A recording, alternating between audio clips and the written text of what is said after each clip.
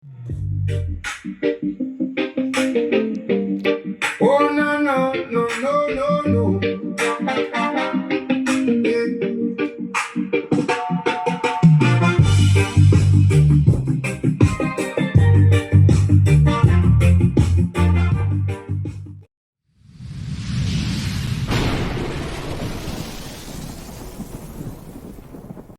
Hello mga lods, good morning at a good day at welcome sa ating channel. Ito, meron tayong isi-share sa inyo na DB Audio by Astron. Ito'y galing na sa atin. Kung natatandaan nyo, ito, meron na tayong ginawang ano dito para sa ating ginawang palit change board, no? So bumalik sa atin, siguro almost ano na ito, 2 years na din sa mayari, no? So bumalik sa atin at yun nga siguro hindi niya na alagaan ng maayos. So wala naman naging problema sa ating main amp at buo pa naman. Ang nangyari kasi dito mga lods ay sabi niya sa akin ay nabasa daw ito. So yung makikita nyo, yung tone control niya. Yan, tignan nyo mga lods. Kinain ng kalawang. Ayan o. So need natin i-recondition yung kanyang tone control. Grabe na nangyari.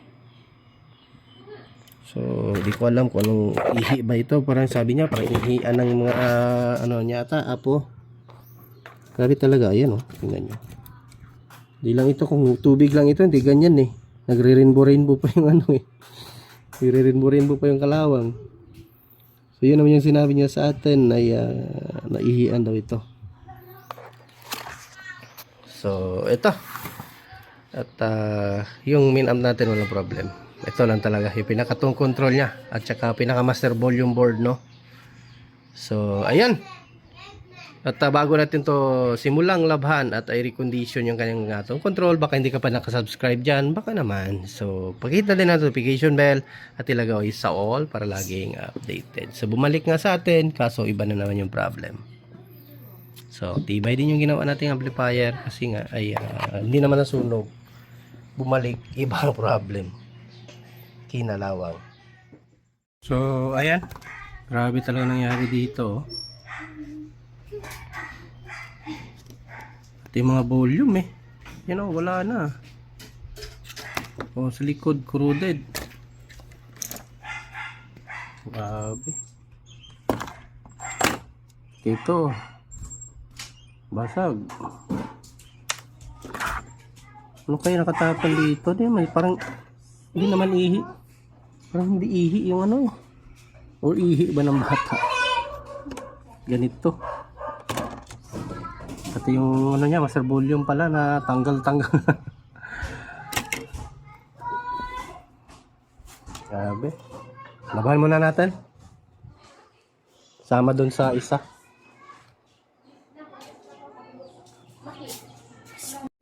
So, ito na.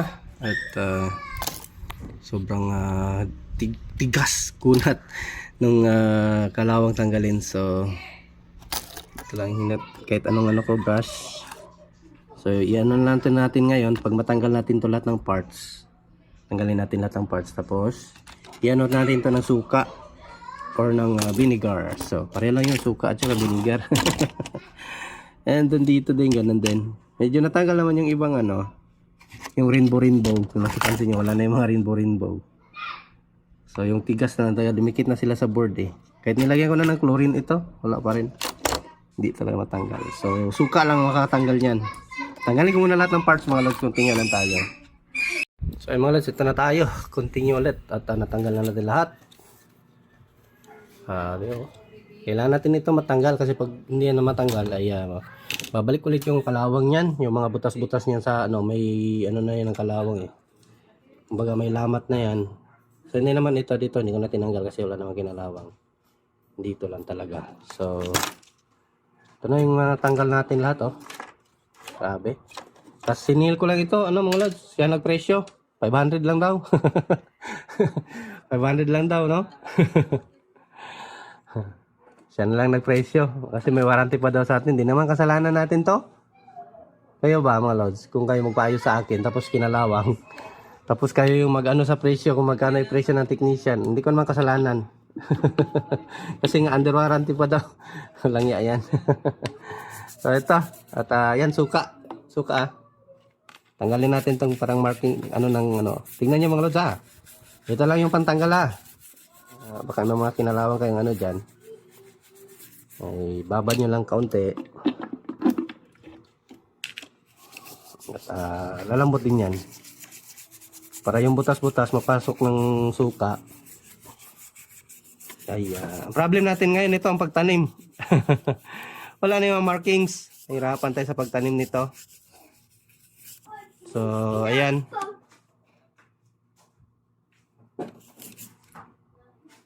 Tanggalin natin mga kalawang.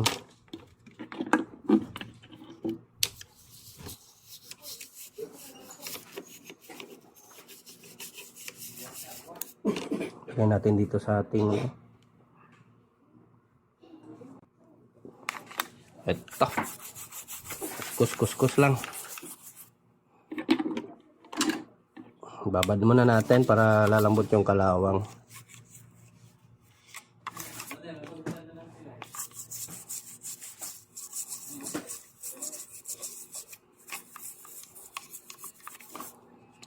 So maya anuhin natin yan.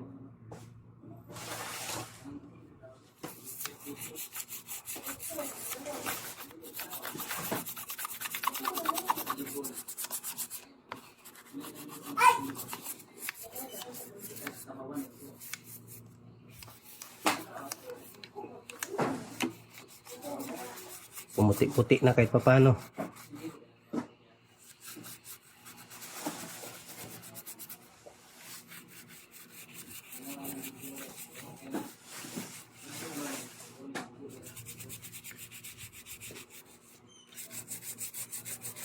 Mabisang pangtanggal ng kalawang. Ayan, tignan nyo mga lods. At medyo nagbago na kahit papano. Ayan o. Ayan, suka lang katapat niyan. Tapos, katapos yan ay anuhin natin ang thinner para matanggal yung asim.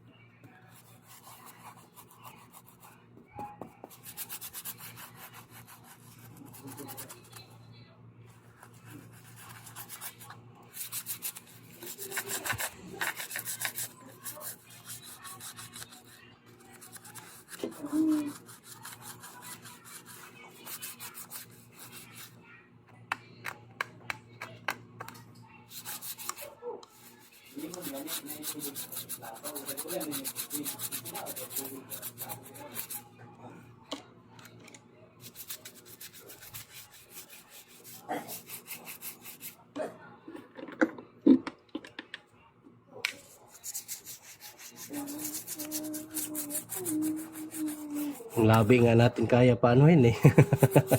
Ito pa kaya. So yan, tanggal na yung ano. Naging itim na yung ano niya, yung mga butas-butas na kung saan nagkalawang, naging kulay black na siya. Sunog na yung kalawang.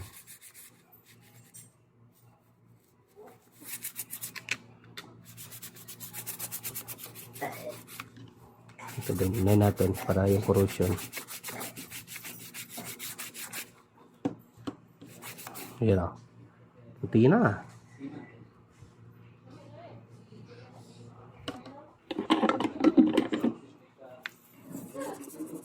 Ito, grabe yung ano kasi tumama dito.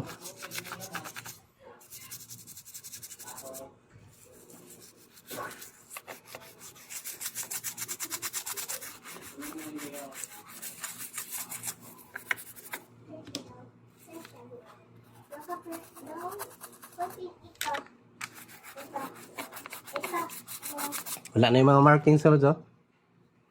Wala na, tanggal na, nasira sa kalawang. Iba kasi pag print nito, hindi kagaya sa ibang ano, mga amplifier na Sakura, dumidikit talaga yung mga printed nila nasa circuit, no? Yung mga value. Okay na siguro yan, ano, kahit papano ay puti-puti na. Wala na yung lamat ng kalawang.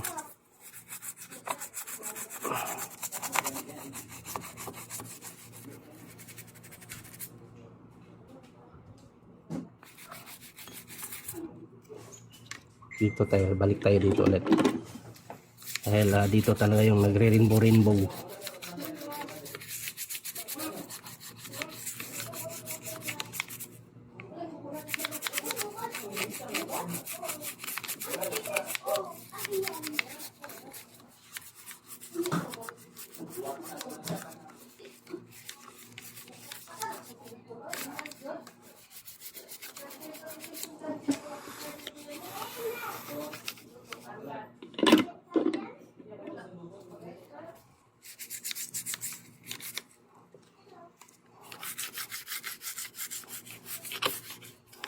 Nandito tayo mag-alaga ng amplifier. So yun, shoutout nga pala sa inyong lahat yan mga idol, no? So yung gusto magpa-shoutout yan, comment lang sa baba ng video. At ibalik natin ang sayang din yung ginawa natin. Hindi man lang iningatan ni client, hindi man lang iningatan ng ating customer ang kanyang amplifier. Siguro sabi niya kasi marami daw siyang apo. Baka inihian talaga ito ng bata. Galing din ni Bunso eh. Yung amplifier yung inihian.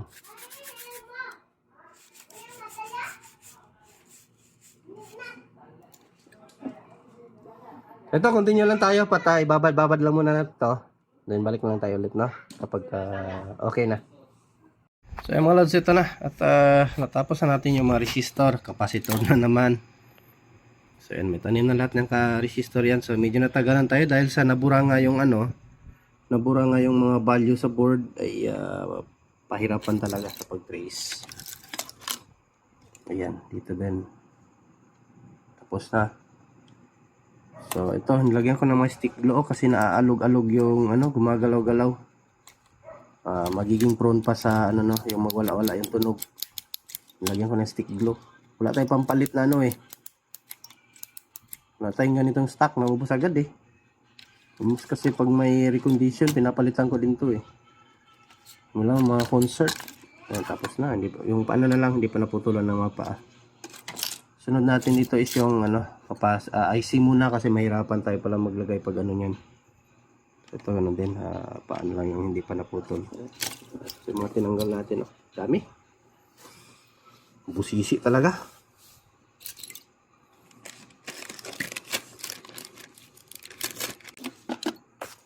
Yung IC natin 558. Ilang piraso ba ito? Isa, dalawa, tatlo, 4 piraso. Kulitan natin lahat kasi nga para naman magtagal kay client, no? Baka i-claim niya na naman under warranty. Yan. So yan, IC, tapos ano ba? Yung capacitor na siguro yung sunod natin. Ipahuli natin yung potentiometer. At natapos na din tayo. So ayan, na-repaint ko na, treat ko na din. So ayan, all the way goods. Ito, salpak na natin to. Pero bukas na tayo mag-audio test kasi gabi na tayo mga lods. Ngayon lang natin natapos. Anong oras na tayo? Pas 12 ng gabi na. Tagalan tayo sa kakano eh. Okay, goods na ito. Sana naman na ingatan na to ni client kasi hindi biro mag-recondition ng itong control. Yan, buong kompleto, walang labis, walang kulang ng mga parts. So, yan, iba pa rin talaga yung pag kompleto ka ng parts. Na kailangan pumunta kahit anong oras, anytime pwede ka mag-repair, no? So, salpak i-ready ko na lang to. Then bukas update ko kayo ulit for audio testing na, no? So ito mga lods, update na tayo. At na-busy tayo kanina, may nilakad tayo kaninang umaga. So gabi na naman tayo mag-audio test, at least maaga pa kahit papaano. Power na natin, huwag natin patagalin.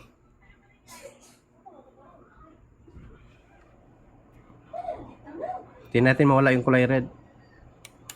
Yun.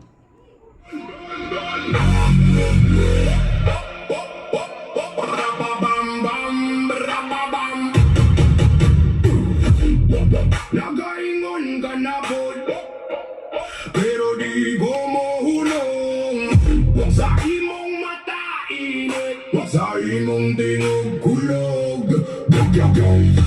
Gamay raghangin, apan kusog ang dugan. Rekta na to kay mag ano yung series valve natin mag-protect. Rekta na natin kasi goods na ito.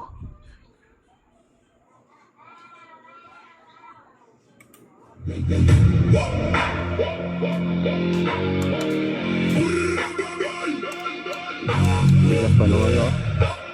Pata mapindot.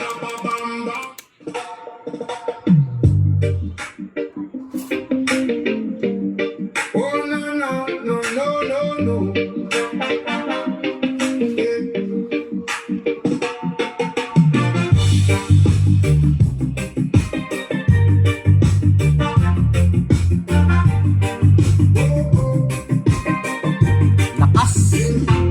You walking cold with your silver tongue, papers in your hand and a drink too young. You saw my face, you knew it was wrong. Still, you wrote it down like you planned it long. You tapped that seal, you changed the scene, turned black to white like you never seen. Tell me how, you sleep that easy now. Tell me how, you twist the truth around. You bent the law, then you call it right. You bent the law, in the dead of night. You knew it was wrong, Tapos talaga ng base nito. it alright. Bent the law, now the whole truth bites. So huwag kalimutan yung lagat ng video mga lods kung ito yung nagustuhan. At may idea ba tayo nagbigay dito? Wala naman ata kasi nag-recondition lang tayo ng tong control. On the worn out door, said that same old name, been here before. Kids in the yard heard the story fly. One man takes the chain, one man asks why. You hold that badge like a crown of clay. Pointed out. Next natin, Sakura EV502 amplifier, yung nilabhan natin kasabay nito. You sleep that easy now. Tell me how, you twist the truth around. You bent the law, then you got it right. You bent the law, in the dead of night. You knew it was wrong, still you said alright. Bent the law, now the whole truth bites. So magsha-shoutout tayo ng ilang followers natin. So ayan, may ano pala. Si Boss Idol. Nakita si Permelino official. So ayan. Shoutout sa Idol at welcome back sa ating munting channel, no. Si Mike Cruz, hindi pa ako nakapag-reply, and then late mapagpalang gabi ulit Idol. Si Dario Duyan. May ano to sa Idol ba? May ribbon na to sa akin, may medal na. So ayan. Pati sila Laria Ginsatan. Check natin. Hindi natin papasa ng maayos. Si Larry. Si Larry Ginsatan. So ayan, shoutout sa Idol. Ito next video. Shoutout Dol Kalaho-Laho vlog watching from Bohol. So wala naman. Lapag mo yung ano Dol, kung may channel ka Dol, no? Para ma-mention natin sa mga subscriber natin. Si Larry, may vlogger din pala to si Idol. Lahog-lahog daw eh. Kalaho-laho vlog. So ayan. Ayan. At siguro, hindi natin masyado pabayan yung video natin. Dahil successful na naman yung repair natin.